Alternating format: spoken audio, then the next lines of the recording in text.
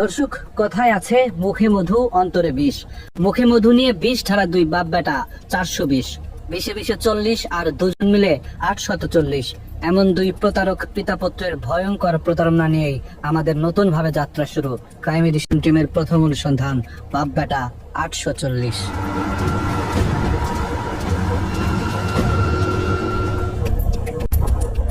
বাপ নাকি বেটা, কাকে দিয়ে করব শুরু, পরে বলবো কারটা। এমন সিদ্ধান্ত নিতেই আমাদেরকে সিদ্ধান্তহীনতায় থাকতে হয়েছে কিছুটা সময়। তারপরেও শুরু তো করতেই হবে। ওস্তাদের মায়ের যেহেতু শেষ রাতে, তাই পিতার কাছে যাওয়ার আগে পুত্রের অপকর্মের সূত্র ধরেই শুরু করতে চাই। তো ভাই মনে করে যে ফ্যামিলি নিয়ে বেরলাম, তো চলো আমরা একটু কক্সবাজার কোথাও যাই। 30 জুলাই 2024, অগ্নিগর্ভ বাংলাদেশ। ছাত্র জনতার উপর চলতে থাকে অবর্ণনীয় গণহত্যা। সেই গণহত্যায় সবচেয়ে বেশি আক্রমণাত্মক ছিল মহানগর গোয়েন্দা পুলিশ, ডিবি। আরো সুনির্দিষ্ট করে বললে ডিবি প্রধান হারুনুর রশিদ ছিল সবচেয়ে ভয়ঙ্কর। তারা নিরাপত্তাহীনতার কথা বলছিলেন। এটা আমাদের দায়িত্ব, তাকে সেফটি সিকিউরিটি দেওয়া আমাদের কাজ। আন্দোলনের মূল নেতৃত্বে থাকা 6 সমন্বয়ককে আটকের পর আন্দোলন এক প্রকার স্মিত হয়ে পড়ে। ঠিক তখনই যুক্তরাষ্ট্র প্রবাসী সাংবাদিক ইলিয়াস হোসাইন তার ইউটিউব চ্যানেলে ডিবি প্রধান হারুনুর রশিদের টেলিফোনে এক নারীর সাথে করা আপত্তিকর একটি ভিডিও আপলোড করেন। ওই ভিডিও আপলোড করার পর হারুন ছাত্র জনতার বিরুদ্ধে অভিযান বন্ধ করে নিজের উলঙ্গ ভিডিও সরানোর অভিযানে ব্যস্ত হয়ে যান। ওই দিন বিকেলেই হারুনুর রশিদ ইউটিউবার তৌহিদ আফ্রিদিকে তার কার্যালয়ে আসতে বলেন। যেভাবেই হোক সোশ্যাল মিডিয়া থেকে তার আপত্তিকর ভিডিও সরাতে তৌহিদ আফ্রিদিকে অনুরোধ জানান। হারুনের ভিডিও সরাতে আফ্রিদি প্রথমেই বাসা থেকে তুলে আনেন সোশ্যাল মিডিয়া এক্সপার্ট মোহাম্মদ জুবায়েরকে। জুবায়ের জানান, রাতভর তাকে টিভি কার্যালয়ে আটকে রেখে বিভিন্ন পেজ থেকে হারুনের ভিডিও সরাতে বাধ্য করে তৌহিদ আফ্রিদি। ইন্টারনেট সমস্যার মধ্যেও ফেসবুকের সাথে যোগাযোগ করে, টেলিগ্রামের সাথে যোগাযোগ করে সেগুলো রিমুভ করার জন্য যাবতীয় কমিউনিকেশন করতে থাকি। তো এরপর দিন দুপুরের দিকে ডিবি হারুন সাহেবের সাথে আমার দেখা হয় ডিবিতেই।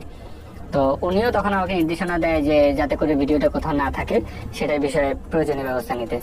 তখন হচ্ছে ডিবিতে আমার সাথে সমন্বয়ক যারা ছিল ওদের সাথে আমার দেখা হয়। ওইখানে আমার সাথে 2-3 জনের সাথে দেখা হয়েছিল, তখন তারা ওইখানে আটক অবস্থায় ছিল। এরপর আমি ডিবিতে লাঞ্চ করি। লাঞ্চ করার পরে বাসায় চলে আসি। বাসায় চলে আসার সময় ডিবি থেকে আমাকে বলা হয় যে কোনো প্রয়োজনে তারা আমাকে আবার ডাকবে। দর্শক, ডিবি প্রধান হারুনুর রশিদ তার নগ্ন ভিডিও সরাতে প্রথমেই কেন তৌহিদ আফ্রিদির কাছে গিয়েছিলেন, সেটাই আমাদের আজকের অনুসন্ধানের মূল বিষয়।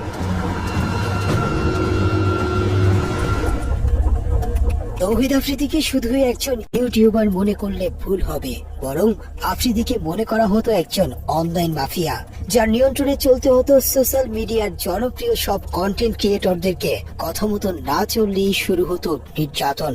আফ্রিদির কথা না শুনেও উপায় নেই, কারণ ডিবি, এসবি, সিআইডি, এটিইউ কিংবা সিটিটিসির শীর্ষ কর্মকর্তাদের সাথে আফ্রিদির ছিল চরম ঘনিষ্ঠতা, যে কারণে সোশ্যাল মিডিয়া জড়িত যে কোনো কাজে এসব গোয়েন্দা সংস্থা তৌহিদ আফ্রিদিকে কাজে লাগাতো।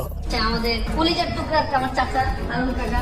30 জুলাই রাতে ডিবি প্রধান হারুনুর রশিদের গোপনাঙ্গ ওপেন হবার পর আব্দুল্লাহ আল ইমরান নামে আরেকজনকে তুলে আনা হয়। হারুনের নগ্ন ভিডিও সরাতে তাকেও জোরপূর্বক বাধ্য করা হয়। টিভি হারুনের বেসিক্যালি একটা ভিডিও ভাইরাল হয়, তো ওই ভিডিওটা রিমুভের জন্য হচ্ছে আমাকে নক করে, এন্ড আমি বেসিক্যালি ওটা রেকর্ড করে রাখি সেকেন্ড পার্টে। ওই ভিডিওটা রিমুভের জন্য বলে যে যত টাকা লাগে সে দিবে, জাস্ট ভিডিওটা সব জায়গা থেকে রিমুভ করতে হবে। তো আমরা বলি যে না, এটা পসিবল না, এটা সব জায়গায় ছড়ায় গেছে, আমার টিম এটা করতে পারবে না, মানে একটা কিছু তো বলতে হবে। তো আমি ওটা আসলে রেকর্ড করে রাখি। আব্দুল্লাহ আল ইমরান তৌহিদ আফ্রিদির আরো অনেক কুকর্মের সাক্ষী, কারণ ইমরান এক সময় তৌহিদ আফ্রিদির ফেসবুক পেজের অ্যাডমিন হিসেবে দায়িত্ব পালন করেছেন। ও একটু নাটক সাজাচ্ছিল, বলতেছিল পেজ হ্যাক হয়ে যাইতেছে, এই হইতেছে সেই হইতেছে। তো সাডেনলি ধরেন ওই টাইমে আমারে রিমুভ করে পেজ থেকে, এরপরেই বলে পেজ হ্যাক হয়ে গেছে, এই হয়েছে। তো আমি তো আসলে বুঝি নাটকটা তখন। আব্দুল্লাহ আল ইমরান আফ্রিদির অপরাধের জগৎ থেকে বেরিয়ে যেতে চেয়েছিলেন, কিন্তু আফ্রিদির সাথে থেকে আওয়ামী লীগের পক্ষে কাজ না করতে চান যাওয়ায় খেসারত দিতে হয়েছে তাকে। ট্রেনে যখন আমি পোস্ট করি একটু ইনডিরেক্টলি যে ইনফ্লুয়েন্সারদেরকে আমি ইনফ্লুয়েন্সার বলি এন্ড বড়লোকের এক ছেলে এরকম এরকম ম্যানেজ করতেছে এই সেই হয়, তো তখন আসলে আলটিমেটলি পোস্টটা একটু যখন রিচ পাওয়া শুরু হয় তখন আমি মানে প্রশাসনিক জায়গা থেকে লাইক যেটা সিডিটিসি ছিল ওই টাইমে, তো ওই জায়গার এক কর্মকর্তা থেকে আসলে ফোন পাই। ইমরানের সাথে আফ্রিদির একটি গোপন ফোন রেকর্ড আমাদের হাতে এসেছে, যেখানে দেখা যায় আওয়ামী লীগের পক্ষে কাজ করতে রাজি না হয় ইমরানকে সরকারি বাহিনীর ভয় দেখানো হচ্ছে। হ্যাঁ ভাই, কথা বললাম, ওরা বললো যে ভাই এটা পসিবল হবে না, কারণ হচ্ছে অনেক জায়গায় চলে গেছে, তো অনেকে রাইট ম্যানেজারে আছে, এতগুলো ভিডিও আসলে এগুলো এভাবে রিমুভ করতে পারবে না। মানে ফেসবুক থেকে 90% রিমুভ করলেও হয়। ভাই এখন আসলে পসিবল হবে না, ওরা এটাই বললো যে ভাই মানা করে দেয়, এটা পসিবল হবে না এভাবে। এটা কি ড্রাইভে যাচ্ছে না? হ্যাঁ, ড্রাইভ, টেলিগ্রাম গ্রুপ, ইভেন অনেক ওয়েবসাইট, আমার সিআইডি থেকেও ফোন দিছিল, পসিবল তো না। বলছি যে আমি তো ঢাকার বাইরে, এখানে নেটওয়ার্কের অবস্থা বাজে, অ্যান্ড সেকেন্ড থিং হচ্ছে কথা বললাম, বললো যে এটা আসলে ওইভাবে পসিবল না। ডিবি প্রধান হারুনের পক্ষ হয়ে তৌহিদ আফ্রিদি কল করার কিছুক্ষণ পরেই আব্দুল্লাহ আল ইমরান ফেসবুকে একটি পোস্ট করেন। এর কিছুক্ষণ পরেই সিটিটিসি থেকে ইমরানকে একজন কল করে পোস্টটি সরিয়ে ফেলতে বলেন।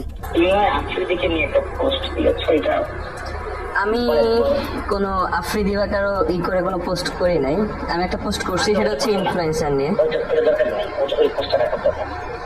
ওইটাতে একটা ঝামেলা তৈরি। তুমি তো আমাকে করে আন্দোলনের পক্ষে বা কোনো পোস্ট দাও না, ব্যক্তি হিসেবে কোনো বস্তু সৃষ্টি হয়েছে এও না, তাতে কিছু জায়গায় ঝামেলা হচ্ছে বা না, যাতে আমার পর্যন্ত আসছে।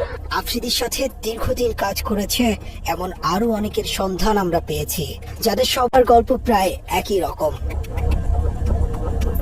তৌহিদ আফ্রিদির নির্যাতনের শিকার হয়েছেন জনপ্রিয় কন্টেন্ট ক্রিয়েটর স্বপন আহমেদ। প্রায় এক বছর আমার ইউটিউব চ্যানেল, ফেসবুক পেজ সবকিছু ডিবির হাতে ছিল। ফার্স্ট দিন যখন আমি ডিবি অফিসে যাই, ওই দিন পিছন থেকে একজন ডিবি বলতেছিল যে স্বপন ভাই কার সাথে লাগতে গেছেন, আপনি জানেন না ডিবি হারুনের কি লাগে আফ্রিদি, আপনি আফ্রিদির সাথে লাগতে গেছেন। স্বপনের মূল সমস্যা ছিল সে আলেমদের পক্ষে এবং ভারতের বিপক্ষে কন্টেন্ট তৈরি করতেন, যে কারণে আফ্রিদি তাকে এ ধরনের কন্টেন্ট বানাতে নিষেধ করেন। আফ্রিদির কথা মতো আওয়ামী লীগের পক্ষে কাজ না করায় স্বপনকে আদালতের বারান্দায় পর্যন্ত যেতে হয়েছে। আমাকে আবার বলতেছিল, টিটকারি করে মজা করে বলতেছিল, ইসলামিক ভিডিও তো ভালোই বানান, কাজ্জাল বানায় তো ভালোই ইনকাম করছেন, কত করলেন ভাই? ওই সময় যে আমার যে পরিমাণ রাগ করছে রে ভাই, কিন্তু কিছু করতে পারি না। এই মামলা কোর্ট থেকে সমাধান হয়, যে বিষয় নিয়ে আমাকে মিথ্যা মামলা দেওয়া হয়েছে ওইটার সাথে আমার চুল পরিমাণ কোনো চিহ্ন পাই না। দর্শক, হাসি খুশি আর বিনোদনের আড়ালে ভয়ঙ্কর এক অন্ধকার জগৎ গড়ে তুলেছিলেন আফ্রিদি।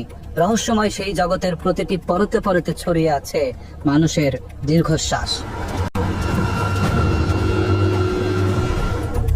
এই ভিডিওটি তৌহিদ আফ্রিদির আস্তানায় ধারণ করা।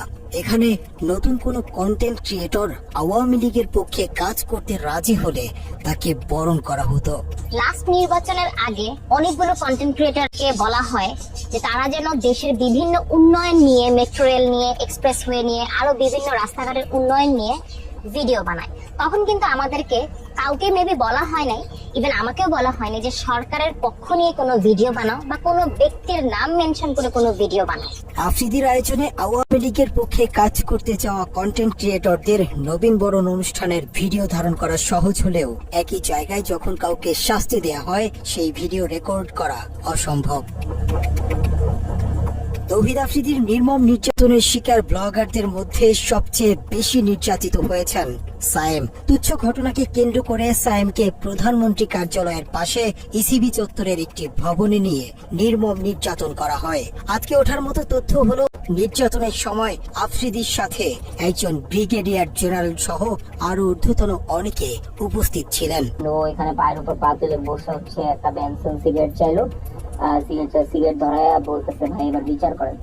তো ওইখানে ব্রিগেডিয়ার কোভিড থেকে স্টার্ট করে কয়েকজন ছিলেন এবং ওখানে বলতেছিলেন যে বাকি এটা হচ্ছে ইসিবি চত্বরের ওয়াসি টাওয়ার, মানে বেধড়ক মারধর স্টার্ট করে আফ্রিদি নিজে।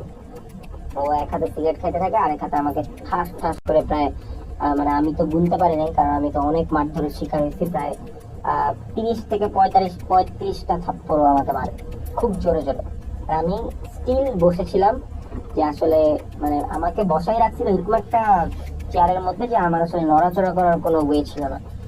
তখনই বুঝতেছিলাম যে এই পুরো অফিসটা আসলে ওর আন্ডারেই চলে, কারণ যেখানে বসে ও সিগারেট খাচ্ছে, মেজরের সামনে ও সিগারেট খাচ্ছে, পরিচয় দিচ্ছে ব্রিগেডিয়ার কবির, সেখানে প্রাইম মিনিস্টারের সাথে ছবি, আমাকে বলতেছে এখানে অনেক এমপিরা এসে মারধরের শিকার হয়, মাইক খেয়ে যায়, এরপরে ওদের শিক্ষা হয়, আর যদি শিক্ষা না হয় তাহলে গুম করে দেওয়া হয়। তো এরপর থেকে আসলে আমরা জিম্মি হয়ে যাই যে ও তো এরকম একটা বাজে ভিডিও আমাদের করে রাখছে। সরকারি বাহিনীর কর্মকর্তাদের সামনে আফ্রিদি সায়েমের মাথায় পিস্তল ঠেকিয়ে গুম করে ফেলার ভয় দেখায়। তোকে এখন গুম করে দেয়, তোর লাশ কই পড়বে এটা তোর মা বোনও খুঁজে পাবে না, তোর তো বাপ নাই, তুই তো বুঝবি না, তোর মা বোন তোরে হারাইলে বুঝবে। তুই যাই হবে তোর সাথে এটা তুই সহ্য করে নিস। ওর বাবার আর্মসের বিজনেস 2009-10 থেকে, মানে এভাবে আমাদেরকে বলে অনেক ভয় দেখাতো। তো এখানে ও নিজে পিস্তল নিয়ে যায়, আমাদেরকে পিস্তল দেখাইতে চায়। আমাদের অনুসন্ধানে আফ্রিদির নির্মম নির্যাতনের প্রত্যক্ষদর্শী আরেকজনকে পেয়েছে, যিনি দুঃখ সহ সেই দিনগুলোর ভয়াবহতা তুলে ধরেছেন। কোনো না কোনো ভাবে একটা ভিডিও করবে, উল্টাপাল্টা কোনো একটা ভিডিও করবে, ধরেন ওটা যদি মানে এনাফ এভিডেন্স না হয় একটা ব্ল্যাকমেলের ক্ষেত্রে, তখন ও কি করবে, একটা মেয়ে দিয়ে দিবে, মেয়ে দিয়ে। কারণ ওই জিনিসটা তো ভাই মানুষের সমাজে কলঙ্কিত ভাবে মানুষ দেখে, বড় খারাপ চোখে দেখবে। তো ওই রকম কোনো না কোনো ভাবে ওই মানুষটার অপদস্থ করার জন্য ওই রকম ভাবে ওরা ডাউনফলে আনবে। আনানোর পর দেন ওই মানুষটা তো জানে না, ওই মানুষটা জানে সে এনজয় করছে, পার্টি করছে। দেন কোনো দিন যদি ওই মানুষটা ওর কথার বিপরীতে যায়, তখন ওরে পিছন থেকে ঘাড় মটকা ধরার জন্য ওর ওই ভিডিও, ওর ওই সব জিনিস দিয়ে ও মানুষের ট্র্যাপ করে থাকে। জুলাই আন্দোলনেও আফ্রিদি দেশের জনপ্রিয় সব কন্টেন্ট ক্রিয়েটরদেরকে হুমকি দিয়ে সরকারের পক্ষে কাজে লাগানোর সব রকমের অপচেষ্টা চালিয়েছেন। ও সব ইনফ্লুয়েন্সারদের লিড দেওয়ার চেষ্টা করছে কেমনে, গভর্নমেন্টের পক্ষে ভিডিও বানাতে হবে, গভর্নমেন্টের পক্ষে ভিডিও বানাইলে তোমাদের মানে ফিউচার ব্যাকআপ আমরা দিব। এইভাবে ও মানুষ সব মানে ম্যাক্সিমাম ক্রিয়েটররে ওইভাবে মানে টাকার লোভ দিছে, যারা টাকার লোভে গেছে ভিডিও করছে তারা অনেকভাবে অপদস্থ হয়েছে। আফ্রিদির বিরুদ্ধে বেশ কয়েকজন ভুক্তভোগী নারীকে বিয়ের প্রলোভন দেখিয়ে শারীরিক সম্পর্ক করার অভিযোগ পাওয়া গিয়েছে। তাদের মধ্যে একজন এই নারী। আমি সোশ্যাল মিডিয়াতে বিভিন্ন রকমের কন্টেন্ট বানিয়ে থাকি। নাম প্রকাশে অনিচ্ছুক ওই নারীর অভিযোগ, দীর্ঘদিন তার সাথে শারীরিক সম্পর্কের পর হঠাৎ করেই আফ্রিদি তাকে ছুঁড়ে ফেলে। তৌহিদুল আফ্রিদির সাথে আমার একটা বন্ধুর মাধ্যমে যোগাযোগ হয়। তো ও আমাকে বিভিন্ন রকমের সহায়তার হেল্পেরই দেখায়, যে আমাকে আশ্বাস দেয় যে আমাকে কন্টেন্ট ক্রিয়েট করতেও আমাকে হেল্প করবে। এভাবে করে আমাদের কথা চলতে থাকতো, এক সময় মানে সম্পর্কের দিকে এগিয়ে যায়। ভুক্তভোগী ওই নারী শেষ পর্যন্ত চেষ্টা করেছিল আফ্রিদির সাথে সংসার করবার, কিন্তু টিভি অফিসে ডেকে নিয়ে তাকে গায়েব করে দেওয়ার হুমকি দেয়া হয়। তারপর আফ্রিদির সাথে সংসারের স্বপ্ন শেষ হয়ে যায় তার। সবশেষ আফ্রিদির সাথে তার সম্পর্কের বিষয়টি সোশ্যাল মিডিয়াতে প্রকাশের হুমকি দিলে আফ্রিদি তাকে উল্টো হুমকি দেয় মুনিয়ার মতো পৃথিবী থেকে সরিয়ে দেয়ার। আমি জানতে পারি যে বিভিন্ন মেয়েদের সাথে ওর সম্পর্ক আছে, এবং মুনিয়া নামে যে একটা মেয়ে আছে ওর সাথে ওর সম্পর্ক। তো আমি এটা জেনে ওর সাথে আমি একটু রাগারাগি করি, কারণ এটা স্বাভাবিক, আমার একটু খারাপ লাগতেই পারে, আমি যেহেতু ওকে ভালোবেসে ফেলেছি। তো ওকে আমি বলার পরেও আমার সাথে খুব বাজে ভাবে রিয়েক্ট নেয়, বলে যে একসময় এরকম বলে যে মুনিয়ার যেরকম অবস্থা হয়েছে আমারও ঠিক সেরকম অবস্থা হবে, মানে ইনডিরেক্টলি ও আমাকে ভর্তার হুমকি দেয়। ওই নারীর অভিযোগের সূত্র ধরে আমরা বেশ কিছু ফোন রেকর্ড হাতে পাই, যেখানে মুনিয়ার বাসায় আফ্রিদির যাওয়া আসা এবং বিভিন্ন সময় ঘনিষ্ঠতার প্রমাণ মেলে। মুনিয়ার সাথে আফ্রিদির ঘনিষ্ঠতা এবং আরেক প্রেমিকার বক্তব্য মেলালে মুনিয়ার হত্যার রহস্য অন্যদিকে মোড় নিতে পারে। কি জানি মাত্র বললো, এটা রিপিট করো। বুঝে রসকস থাকবে না, মানে তুমি টাইম দিবা না, এটা তো আছেই। ও রসকস থাকবে না বিয়ের পর, বিয়ের আগে রসকস থাকবে, ওটা আরো দূরে। ঠিক আছে, ওকে কি করে বলবো, ওনাকে আমি তোমার উপরে কিছু বলছি। হ্যালো, হ্যাঁ কোথায় তুমি? হ্যালো, হ্যাঁ কই, কি করো?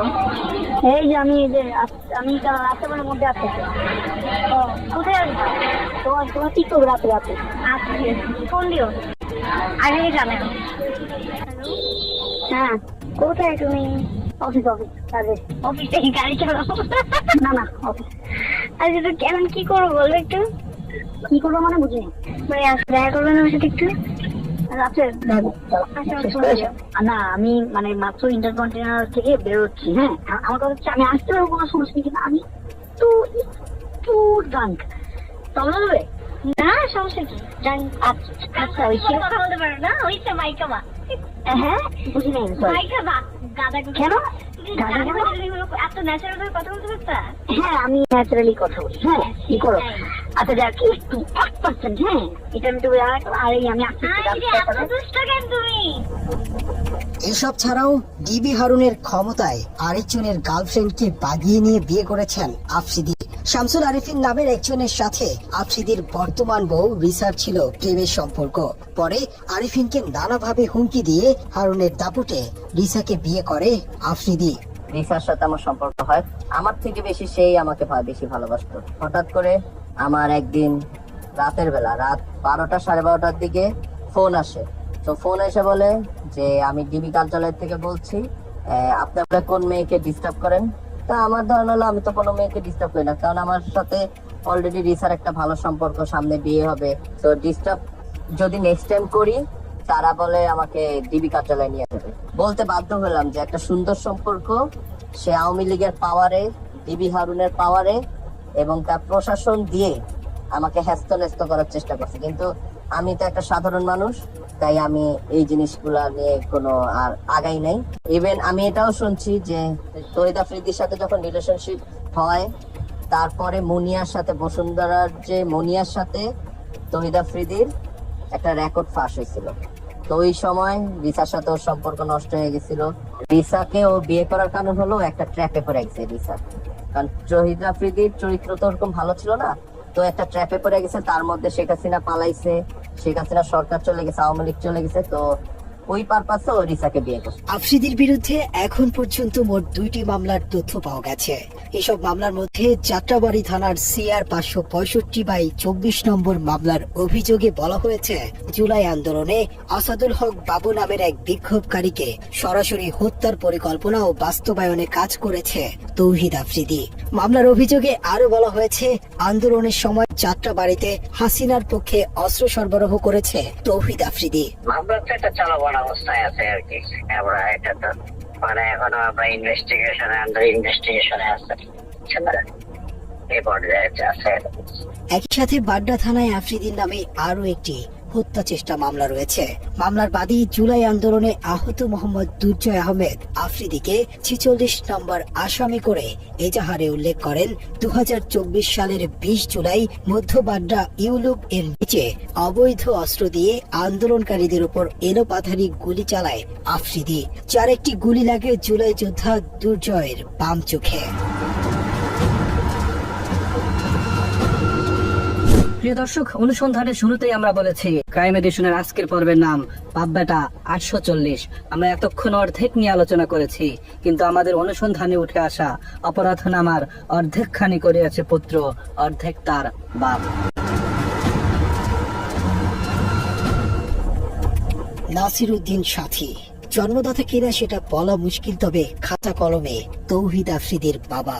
খাতা কলমে কেন সেই আলাপে যাওয়াটা ঠিক হবে না, তার চেয়ে নাসির উদ্দিন আমল নামাতেই থামা যাক।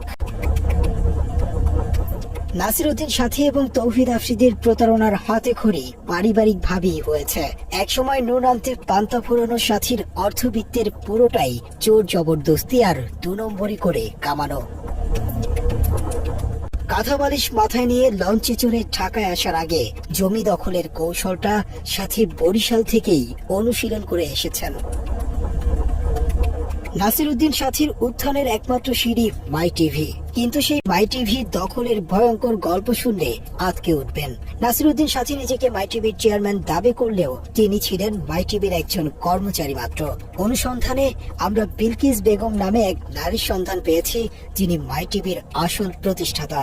বিলকিস বেগমের আস্থাভাজন কর্মচারী নাসির উদ্দিন সাথী যেভাবে মাই টিভি দখল করেছেন, সেই গল্প সিনেমাকেও হার মানাবে। নাসিরুদ্দিন সাথে আমার পরিচয় ছিল। ও একটা এডিটিং হাউস ছিল শান্তিনগরে। ও সব জায়গায় সিডি দিত, সব প্রত্যেকটা চ্যানেলে সিডি দিত। ও আমাকে সিডি দিতে আসছে, সিডি দিতে এসে পরিচয় হয়েছে। তখন ওই যে আসতে যাইতে একটা সম্পর্ক সৃষ্টি হয়েছে, ভাই বোনের সম্পর্ক। সেই সুবাদে সে আমার চ্যানেলে রয়েছে। ও তো টাকা পয়সা ছিল না, একটা সময় কোনো টাকা পয়সা ছিল না, বড় লোক হয়েছে। ও মানুষকে বলছে যে আমি মাইটিভির মালিক বলে বলে মানুষকে ঠকায় টাকা নিছে, মালিক বানাবে। কিন্তু ও তো মালিক বানাতে পারো, মালিক তো আমি বানাতে পারবো, কারণ প্রতিষ্ঠানের মালিক আমি বানাতে পারবো। ও সবার কাছে টাকা নিয়ে নেয়, তারপরে ওই মালিক হয়েছে। ওর একটা হাউস ছিল, ও একটা এডিটর ছিল, জাস্ট একটা একজন এডিটর। মাইটিভি দখল করেও ক্ষান্ত হননি, বিলকিস বেগমকে নানাভাবে হত্যারও চেষ্টা করেছিল নাসির উদ্দিন সাথী। এখনো আমি চলতে পারি না রাস্তায়, ও আমাকে বাইরের দিয়ে লোকজন দিয়ে আমাকে অ্যাটাক করে, আমাকে ভয়ভীতি দেখায় যে মাইটিভি আপনি চালাবেন না, মাইটিভিতে আপনি আসবেন না, মাইটিভি আমরা চালাবো। তাতেই সব দিকেই লাগায় রাখছে লোকজন, এরপর সন্ত্রাস পার্টি এগুলো আমাকে হয়রানি করে, এখনো করতেছে। মাইটিভির চেয়ারম্যানের ছেলে পরিচয় দিয়ে সম্ভ্রান্ত বিত্তবান পরিবারের সন্তান হিসেবে হেলিকপ্টারে ঘুরে বেড়ানো তৌহিদ আফ্রিদির পিতা ছিলেন বিলকিস বেগমের স্বল্প বেতনের কর্মচারী। এক সময় যার 10 টাকার জন্যও বিলকিস বেগমের কাছে হাত পাততে হতো। আওয়ামী লীগ থাকতে আওয়ামী লীগের ক্ষমতা দেখায়া ডিবি হারুনকে দিয়ে আমাকে অ্যারেস্ট করেছে। 2 দিন আমি জেলও ছিলাম। বাংলাদেশে যারা অন্যায় ভাবে একটা মিডিয়া একটা সবার কাছে একটা গ্রহণযোগ্য সেই মিডিয়া নিয়ে সে করছে, প্রতারণা করছে আমার সাথে, মিথ্যা করে সে চালাচ্ছে। সে তার পকেটে ছিল 10 টাকা, সে কোটি কোটি টাকার মালিক হচ্ছে আমার মাইটিভি দিয়ে। আমার উল্টা আমাকে মামলা দিয়ে হয়রানি করে দূরে রাখছে। ও টাকা ইনকাম করে ও নিচ্ছে, আমার প্রতিষ্ঠান ইনকাম করে ও। পকেটে 10 টাকা না থাকার সাথে আজ হাজার কোটি টাকার মালিক। প্রতারণার মাধ্যমে দখল করা এক মাইটিভির ওপর ভর করে সাথীর পরিবারের সবার ঘরে লাল নীল বাতি জ্বলছে আর অন্ধকার হয়েছে অনেকের ঘর। এলাকায় বিভিন্ন মানুষের বাড়িঘর দখল করে মাইটিভির সাইনবোর্ড ঝুলিয়ে দিয়েছে নাসির উদ্দিন সাথী। আমাদের নতুন লোকের জায়গা ক্ষমতার বলে পুরো কাগজপত্র দিয়া, আর আমার 1,03 বছর কিনতে যাইছে অমুক সমুক আমি ইত্যাদি আমার কেনা জায়গা আমি সব করে রায় পাইছি। 10 কোণে হাইকোর্ট, সুপ্রিম কোর্ট, কিন্তু ক্ষমতার করতে রায় পাই। বিলকিস বেগমের কাছ থেকে দখল করা মাইটিভির বর্তমান যে ভবনটি রয়েছে সেটিও দখল করা। ভুক্তভোগী ব্যক্তি আইনজীবী হবার পরেও সাথীর সাথে পেরে ওঠেননি, কারণ টাকা আর সন্ত্রাসী বাহিনীর দাপটে ডিপি জবরদখল করে রেখেছেন ভবনটি। 2012 সালের শেষ দিকে আইসা, নভেম্বর ডিসেম্বর মাসের দিকে আইসা এই নাসিরউদ্দিন সাথী মাইটিভি লোকজন নিয়ে আসে আমাদেরকে এইখানে বলে যে এটা তার জায়গা, এই জায়গা তার, সেই জায়গা গোছ পাওয়ার প্যাটর্নি করছে, এই জায়গা মালিক সে, এইসব করতেছে। হ্যাঁ, তো আমরা তো এইসব বুঝি নাই। আসলে এর আগে সে ঘটনা যা ঘটেছে এটা হলো গিয়া যে ওই 2012 সালের নভেম্বর মাসে 6 তারিখ সে ওই 521-22 দাগে ওইখানে সে জায়গাটা দখল করতে গেছিল, দখল করতে পারে নাই। হ্যাঁ, দখল করতে পারে পরে সে একটা পাওয়ার প্যাটর্নি করছে। ওরা রামপুরা থানায় একটা মামলা করে করছে, জিডি করছে মুজিবুর রহমানের বিরুদ্ধে আর কি। এরপরে এসে সে পরবর্তী মাসে এসে আমাদের বাড়ির জায়গাটা দখল করছে। প্রশাসনের নাকের ডগায় এরকম একটি ভবন দখল করে টিভি স্টেশন দিয়ে বসলেও কেন সরকারের কোনো ভ্রুক্ষেপ নেই তা নিয়েও রয়েছে অনেক প্রশ্ন। আইন বহির্ভূত ভাবে ওনার দুর্বলতার সুযোগই হোক আর পারিপার্শ্বিক বেআইনি ক্ষমতা ইউজ করেই হোক, ওনাকে তা ওনার প্রকৃত প্রতিষ্ঠান থেকে দূরে সরিয়ে রাখা হয়েছে। যারা ওনাকে দূরে সরিয়ে রেখেছে সেটা লিগালি, লফুলি কোনো রাইটস তাদের নেই। এই যে মাইটিভি ওনার যে লিগাল ডকুমেন্টস আছে সেটার আলোকে অনারেবল হাইকোর্টে স্টে অর্ডার করে ওইটা যে প্রকৃত মালিক, যে রিয়েল অনারশিপ যার রয়েছে, তার হাতে ফিরিয়ে দেওয়ার একমাত্র পন্থা। অভিযোগের প্রেক্ষিতে ক্রাইম এডিশন টিম মাইটিভির দখল করা ভবনের ভিডিও ধারণ করতে গেলে সাথের সন্ত্রাসী বাহিনী আমাদেরকে জোর করে ভবনের ভেতরে নিয়ে আটকে রাখার চেষ্টা করে। নর্মালি আপনি কোনো এক লোগো বা ছবি, বিল্ডিং এর ছবি তুলতে আর আদৌ কোনো আইনগত কোনো বাধা নেই। একটা বিল্ডিং এর বাইরে থেকে ছবি আমি রাস্তা থেকে তুলবো, বা আমি এটা শুধুমাত্র একটা সংবাদ শিরোনাম বা যে কোনো কারণ হোক আমি এটা তুলবো, সেই জায়গায় এটা বাধা দেওয়ার আসলে আইনগত বিধান তাদেরও নাই। যদি না তাদের কোনো নিষেধাজ্ঞার কোনো সাইনবোর্ড অথবা কোনো নিষেধাজ্ঞার কোনো রুলস দৃশ্যমান না থাকে, কোথাও থাকতে হবে যে এটা এই ছবি তোলা যাবে না, এটা রেস্ট্রিক্টেড এরিয়া, এটা তোলা যাবে না এবং এই ছবি পাবলিশ করা যাবে না, থাকতে হবে। যদি না থাকে তাহলে বাধা দেওয়ার কোনো সুযোগ নেই। যদিও পরিচয় জানার পর ভুল পাল্টে ফেলে মাইটিভি কর্তৃপক্ষ। কি হয়েছে ভাই, আপনি আমাদের লোকজনরা নিয়ে আটকায় রাখছেন ঘটনা কি ভাই? ভাই প্রথম কথা হচ্ছে আপনি না এই মাঝখানে এরা যে আসছে এগুলো তো আমি জানি না। ও আমার এলাকার ছোট ভাই হয়, নিচে আমি হঠাৎ করে শুনলাম যে ফুটেজ নিচ্ছে। তারপরে আমি বললো যে একজন ফোন করে বললো, মানে আমি মানে একদম কি বলে বোর্ড আনবোর্ড বলি, মানে আমার জায়গা থেকে আমি অ্যাসাইনমেন্ট করতেছিলাম কালকে। তো ওর নাম বললো, তোমার একদম কি জানো যে মুনতাসির একজনে ফুটেজ নিচ্ছে, আমার কথা বললো যে আপনি আপনাকে নাকি চেনেন। তারপরে আমি ওর সাথে তো কথা হয়েছে, ওই ভালো আছে থাকলে চা খাওয়ার বলতে চা খেয়ে যেতে বলছে।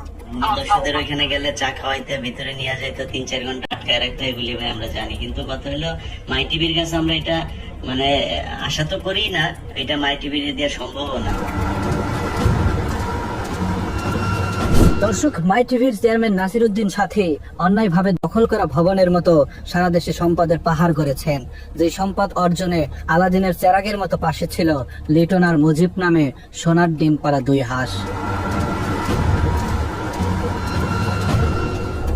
মাই টিভিকে ভাঙিয়ে নাসিরউদ্দিন সবচেয়ে বড় আয়ের উৎস মুখোশ নামে ক্রাইম প্রোগ্রাম। ক্রাইম অনুসন্ধানের নামে প্রাতিষ্ঠানিকভাবে চাঁদাবাজি শুরু করে মুখোশের উপস্থাপক এসকে লিটন।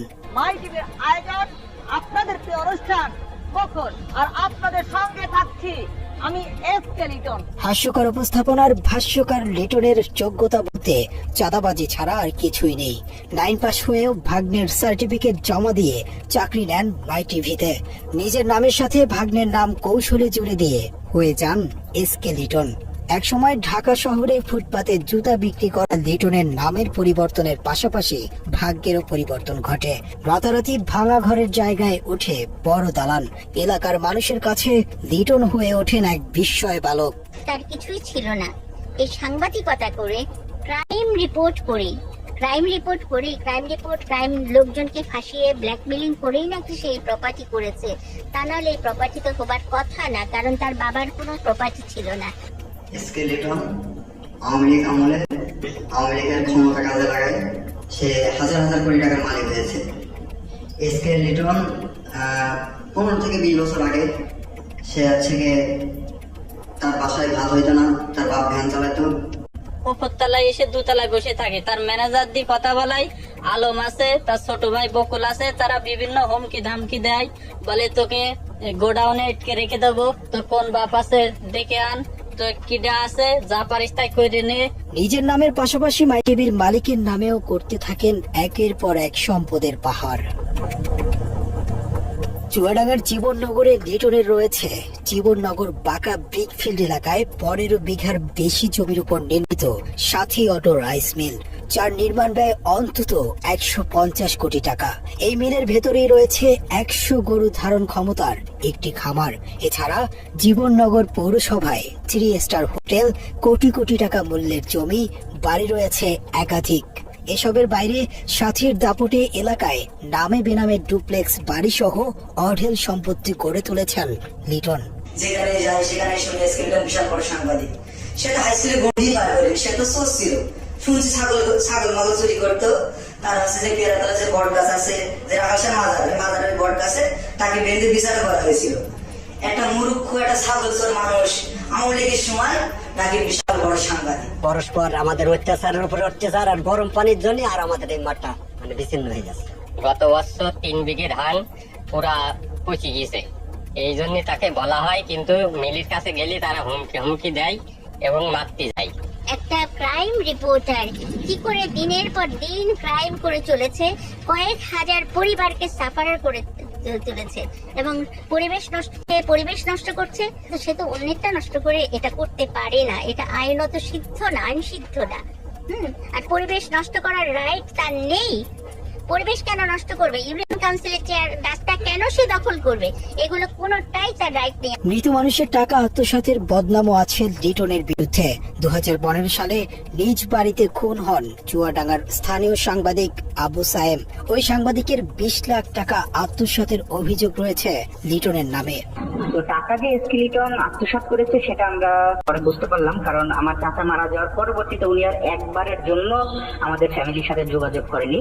হতদরিদ্র হতদরিদ্র পিতার অশিক্ষিত সন্তান হয়ে এত সম্পদের মালিকানার উৎস কি জানতে টিম ক্রাইম এডিশন এসকে লিটনের সাথে যোগাযোগ করলে তিনি বিষয়টি নিয়ে কোনো জবাবদিহিতা করতে রাজি হননি। আপনি যদি বলতেন যে মানে এই প্রপার্টির উৎসটা কি আসলে? কিসের উৎসটা মানে আপনি কি বলতে চান? এটা কেমন প্রশ্ন? উৎস কি? এসকে লিটনকে নিয়ে নাসিরউদ্দিনের চাঁদাবাজির ব্যবসা ভালোই চলছিল, কিন্তু পারিবারিক ভাবে সম্পর্ক খারাপ হওয়ায় এসকে লিটনকে মাই টিভি থেকে বের করে দেন সাথী। তারপর থেকে এসকে লিটনের চাঁদাবাজির দোকানের চাবি তুলে দেয়া হয় আরেক চাঁদাবাজের হাতে।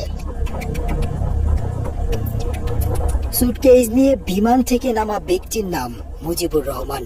কদিন আগেও যার স্যান্ডেল কেনার পয়সা ছিল না, তিনি এখন হেলিকপ্টার বিমান ছাড়া চলেনি না। ওই তো আগে মানে আপনার ওই যে প্রথম ফ্লেক্সের দোকান ছিল। গ্রামের বাড়িতে বিশাল এক রাজপ্রাসাদ গড়ে তুলেছেন। কে বলবে এই তো কদিন আগেই ফ্লেক্সিলোটের দোকানে কাজ করত এই মুজিব। চাঁদা তুলে আনা টাকায় এলাকায় নাকি মানুষকে দান খয়রাত করে থাকেন, কিন্তু এত টাকার উৎস কি?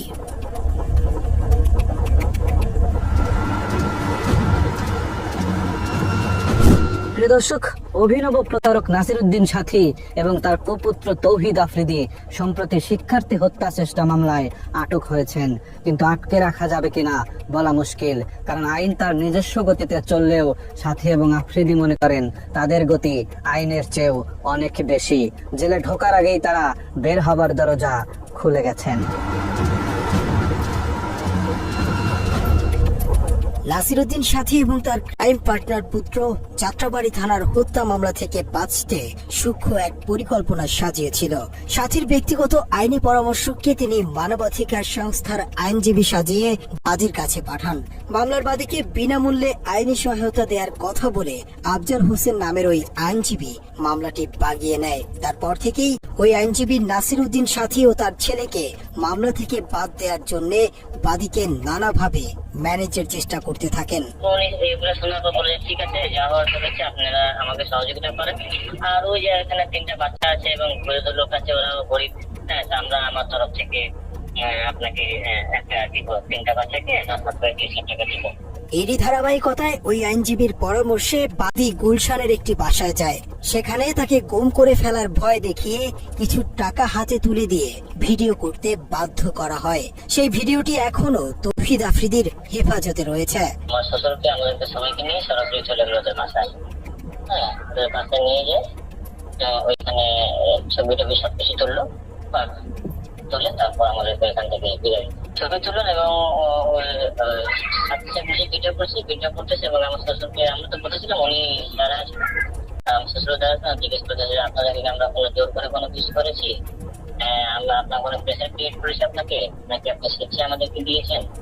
আমার শ্বশুর কি বলবো, বলেন না আমি তো স্বেচ্ছায় দিচ্ছি। হ্যাঁ, আমরা আপনাকে কোনো অত্যাচার করছি না, কেউ আপনাকে প্রেশার দিচ্ছে, এই ধরনের আর কি কথাবার্তা বলে বলে আচ্ছা ঠিক আছে। গুলশানের ঘটনার পর ওই আইনজীবীর আসল পরিচয় জানতে পেরে বাদী তার মামলাটি অন্য আইনজীবীকে দিতে চাইলেও সে এনওসি দিতে গড়িমসি করে। আমরা জানতে পারি যে আমাদের পক্ষের উকিল নাকি আসামি পক্ষে হয়ে কাজ করতেছে। পরে তখন আমরা যখন বলি তো ওনাকে, তখন ওনার সাথে আমাদের অনেক তর্কাতর্কি হয়। এক পর্যায়ে আমরা বলি যে আমরা আপনার কাছে মামলাটা রাখবো না, আপনার কাছে মামলাটা রাখা মানে আমাদের মামলাটা নষ্ট হয়ে যাওয়া। তখন আমরা যখন মামলা এনওসি চাই, তখন আমাদেরকে সে এনওসি দিতে না করে, যে এনওসি সে দিবে না। যদি আমাকে একান্ত এনওসি নিতে হয় তাহলে আসামি পক্ষের সাথে কথা বলতে হবে। এমনকি বাদীপক্ষ আফজালের কাছ থেকে এনওসি নিতে গেলে তিনি বলেন মাই টিভি থেকে এনওসি আনতে। ওনারা মনে হয় আপনার কাছ থেকে এনওসিটা চেয়েছিল আর কি। হ্যাঁ জি, তখন আপনি বলছিলেন যে এই বিষয়ে কথা বলতে, এই জন্য আমি কল দিলাম যে আপনি এনওসিটা আপনি কবে টাকা দিচ্ছেন। এটা ব্যাপার হলো কি, আমার সাথে কথা বলে আসলে খুব বেশি একটা সুবিধা হবে না, কারণ হচ্ছে এটা ডিল করে হচ্ছে মজিবের সাথে একটু কথা বলেন, এটা বেটার হবে। মজিব হলো মাই টিভির। তো ভাইয়া এখানে তো কেস তো আর মাই টিভির না, কেস তো এখানে জয়নাল আবেদিনের। কয়েক দফা এনওসি দেওয়ার কথা বলেও প্রতারক আইনজীবী আফজাল বাদী পক্ষকে সেটি দেয়নি এখন পর্যন্ত। আইন অনুযায়ী ধরেন বাদী পক্ষ এখন আপনাকে চাচ্ছে না আপনার কাছ থেকে মামলাটা অন্য একজন আইনজীবীকে দিবে, সেক্ষেত্রে এই এনওসিটা নেওয়ার ক্ষেত্রে মানে কোনো প্রতিবন্ধকতা আছে নাকি? এটা কি মানে জটিলতা আছে কোনো? না জটিলতা নাই। যদি না চায় সেই ক্ষেত্রে হলো যে কেউ ওকে দিয়ে পড়াইতে পারবে, কোনো সমস্যা নেই। এখন আপনি ওদেরকে বললেন চায় কোনো সমস্যা নেই, সেই ক্ষেত্রে আপনার কালকে ফোন দেখ, ফোনে কন্ট্যাক্ট করুক। আর আপনার ধরেন শুক্র শনি তো অফ থাকে, রবিবারে অ্যাভেলেবেল থাকবো আর কি। ওকে, ওই যে আপনি বলছিলেন কি যে এনওসি নেওয়ার জন্য কবে আসতে বলবো আপনাকে কল দিতে, এই জন্যই কল দিলাম আর কি। ও আচ্ছা আচ্ছা আচ্ছা, এটা হচ্ছে আপনি এটা ডেট কবে, 12 তারিখে না? 12 তারিখে আসেন, 12 তারিখে 12টার মধ্যে আসবেন দুপুরে। তবে মামলার এনওসি চাওয়ার তথ্য প্রমাণ থাকলেও আফজাল হোসেন বলেন তার থেকে কোনো ছাড়পত্র চাওয়াই হয়নি কখনো। বাদীপক্ষ আমার কাছে সরাসরি ছাড়পত্র বলতে এনওসি আর কি, নো অবজেকশন সার্টিফিকেট, এটা চাই নাই। ইতিমধ্যে তারা অন্য আইনজীবীর কাছে ছিল, তার কাছ থেকে এনে আমাকে এনওসি দিয়ে দিয়েছে। এখন আমি কন্টিনিউ করছি আপনার ডিসেম্বর থেকে এ পর্যন্ত। এখন বাদীপক্ষ যদি মনে করে, বাদীপক্ষ বলতে জয়নাল আবেদিন সাহেব যার ছেলে মারা গেছে, সে যদি মনে করে যে আমার চেয়েও বেটার অথবা বেটার সার্ভিসের জন্য অন্য কোনো আইনজীবীকে দিয়ে পরিচালনা করবে, মামলা অন্য কাউকে দিয়ে পরিচালনা করতে ইচ্ছুক, তাইলে যে কোনো সময় আসলে তারা এনওসি নিতে পারে, ওটা কোনো সমস্যা নেই। নিজেদের আইনজীবী দিয়ে বাদীর মামলা পরিচালনা করে তারা মামলা থেকে অব্যাহতি পাবার সব পরিকল্পনা বাস্তবায়ন করে। সেই সাথে নুরুল হক নূরকেও মোটা অঙ্কের টাকার বিনিময়ে তাদের বাগে নেয়। অনুসন্ধানে আমরা রাহি নামের আরেকজন জনপ্রিয় কন্টেন্ট ক্রিয়েটরের সাক্ষাৎকার নিয়েছি, যাকে গত 3 মাস আগেও ডেকে নিয়ে নির্যাতন করা হয়। রাহিকে জুলাই আন্দোলনে হাসিনার পক্ষে কাজ করাতে 3 লাখ টাকা অফার করেছিল আফ্রিদি, কিন্তু রাহি তার কথা না শুনে ছাত্রদের পক্ষে অংশ নেয়। জুলাই আন্দোলনে অবাধ্য হবার কারণে রাহিকে ডেকে নিয়ে আবারও নির্যাতন করা হয়। আপনি ফোন দিয়ে কয়া ওই যে সরকারের যে ইয়েগুলো ভাঙচুর হয়েছে, মেট্রো রেল এগুলা নিয়ে একটা ভিডিও বানাইতে হইব। এই কথা বলে আমার বলতে যে তোলাই ভাইয়া কিছু টাকা পাঠাইতেছি, তো হেতু যেটা বলে আমরা তো ভয় পাই। আমি কিন্তু এরা বাঘের মতো ডরাই, আমি না, আমাদের টিমের সবাই তার বাঘের মতো ডরায়। কারণ মানে সে অন্যরকম মানুষ ভাই, সে ক্যামেরার ভিতরে একরকম, কিন্তু ক্যামেরার বাইরে খুব ডেঞ্জারাস একটা লোক। তারা কিন্তু সবাই ভয় পায়। ইউটিউব ইন্ডাস্ট্রিতে একটা টাইমে তার সবাই বাঘের মতো ভয় পাইতো, সবাই তার অফিসে ডাকাইতেছে। যারা আমরা টিমের যারা মানে ছাত্র আন্দোলনের সময় তার বিপক্ষে চলে গেছিলাম, তার বেল্টের বাড়ি আমার তো বেশি কেউ খায় না, বেল্ট খুইলা আমার কুত্তার মতো পিড়াইতো। এই সময় তাকে ভিডিও কলে একজনের সাথে কথা বলিয়ে দেয়া হয়, যাকে বাংলাদেশের ভবিষ্যৎ প্রধানমন্ত্রী হিসেবে তার সাথে কথা বলানো হয়। 2-3 মাস পরে হয়তো তার মাথাতে আবার ঢুকছে যে রাই কি কারো লগে আবার কিছু কইয়া লাইনি। হ্যাঁ, রাইরে আবার একটু দমক দিতে হইব। কেমনি বড় একটা নেতার সামনে হয়তো ফোন টোন দিলে আমি একটু ডরাই যাই। আমি তো ডরাইলে আসলে আমি কিন্তু ভয় পাই। হঠাৎ একদিন রাইতে আমি নোয়াখালী 10:30-11টার দিকে হঠাৎ একটা ভিডিও কল, তো এই তো আবার তলপেটা কামড়ি আল্লাহ 3 পর হঠাৎ কল দিয়ে আবার কি জানি কি কয়, হঠাৎ ফোন দিয়ে কয় শুন তোর লগে একজনের সাথে একটু কথা বলাই দিবে, বুঝছস রাই? পরে আমি কই জি ভাইয়া কোনো সমস্যা নেই বলুন। পরের দিন একটা হঠাৎ করে বিপিনুর ভাইয়ের সাথে আমার কথা বলাই দিছে ভিডিও কলে। আমার কইতেছে একজনের সাথে তোর কথা বলাই দিব, সে কিন্তু নেক্সট বাংলাদেশের অনেক বড় মাপের একজন কেউ হবে, প্রধানমন্ত্রী বা মানে ভালো একটা পদে যাবে। তো পরে দি আফ্রিদি ভাইকে বুঝছি তো তোর ভাইয়ের অবস্থানটা? আমি জি ভাইয়া বুঝছি, পরে কথা সাবধানে থাকিস, ঠিক আছে? আমি জি ভাইয়া ঠিক আছে। শুধু বুঝাইছে যে তার লগে বিশাল বড় বড় হাত আছে, এই জন্য সে দেশে খুব রিল্যাক্স আছে, মানে বুঝাইছে এটা। তৌহিদ আফ্রিদি 5 আগস্টের পর দেশ ছেড়ে পালিয়েছিল। এরপর আসামি হয়েও আইনজীবী দিয়ে বাদীর মামলা পরিচালনা করা এবং নুরুল হক নূরকে নিজেদের পকেটে নেয়ার পরেই আফ্রিদি সাহস করে আবারও দেশে ফেরেন। 5 আগস্টের পরে 2 মাস 3 মাস সে আসে নাই, তো আল্লাহ আলহামদুলিল্লাহ বলছিলাম যে আল্লাহ সে না আসুক, সে তার মতো থাকুক, আমরা আমাদের মতো থাকি। আমরাও তার কাছে যাইতাম চাই না, সেও আমার কাছে না আসুক। যে মানুষ 5 আগস্টের পরে আইসা দেশে স্টে করছে, সুন্দরভাবে থাকছে, আল্লাহ তো আপনার সুযোগ দিছে, কিন্তু না আপনার ভিতরে তো ওই মনুষ্যত্ব না। আপনি শুধু রিভেঞ্জ, কারে কারে ধরবেন, কারে কারে মারবেন, কারে কারে কি করবেন, আপনার মনের মধ্যে শুধু এসব হারামি। আল্লাহ কি আমরা ছাড় দিব? এসব কারণে তো আল্লাহ আমরা ছাড়ে না। এভাবেই বাপ বেটা মিলে তিলে তিলে গড়ে তুলেছেন অপরাধের এক ভয়ঙ্কর সাম্রাজ্য। আমরা বৈষম্যহীন স্বাধীন এই দেশে এরকম অপরাধীদের দৃষ্টান্তমূলক শাস্তি দেখতে চাই। বাবার টেলিভিশনকে কাজে লাগিয়ে আর কোনো পুত্র যেন তৌহিদ আফ্রিদির মতো ভয়ঙ্কর অপরাধী হয়ে উঠতে না পারে। দর্শক, আজ এ পর্যন্তই। আবারও দেখা হবে ক্রাইম এডিশনের নতুন কোনো পর্ব নিয়ে। বাংলা এডিশনের সাথেই থাকুন।